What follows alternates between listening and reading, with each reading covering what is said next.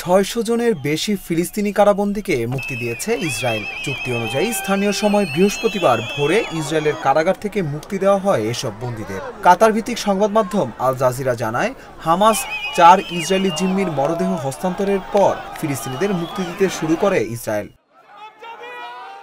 প্রতিবেদনে বলা হয়, ভোরে ৬ শতাধিক ফিলিস্তিনিকে ওফার কারাগার থেকে ছেড়ে দেওয়া হয়। রেড ক্রসের সহায়তায় ৬০০ ফিলিস্তিনি বন্দীকে প্রথমে রামাল্লায় নিয়ে যাওয়া হয়। এরপর দক্ষিণ গাজার খান ইউনিসে ইউরোপীয় হাসপাতালে বন্দীদের বহনকারী ১২টি বাস পৌঁছায় বলে জানান প্রত্যক্ষদর্শীরা। প্রত্যক্ষদর্শীরা জানান, মুক্তি পাওয়া ফিলিস্তিনিদের উল্লাস করতে দেখা গেছে। অনেককে আনন্দে আপ্লুত ও কাঁদতে দেখা যায়।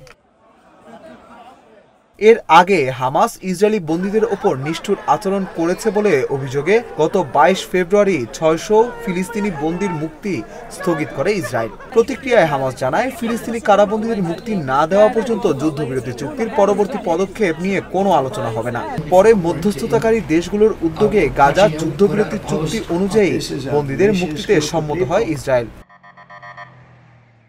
এদিকে রেড ক্রসের কাছে ৪ ইসরায়েলি জিম্মির মরদেহ হস্তান্তর করেছে ফিলিস্তিনের স্বাধীনতাকামী সশস্ত্র সংগঠন হামাস। ইসরায়েলের প্রধানমন্ত্রী বেনিয়ামিন নেতানিয়াহুর কার্যালয় জানিয়েছে, ৪ জন জিম্মির মরদেহবাহী কফিন তারা পেয়েছে। আনুষ্ঠানিকভাবে মরদেহ শনাক্তকরণের প্রক্রিয়া চলছে। জিম্মি ও বন্দি বিনিময়ের মধ্য দিয়ে গত ১৯ জানুয়ারি শুরু হওয়া যুদ্ধবিরতির প্রথম ধাপ শেষ হতে যাচ্ছে।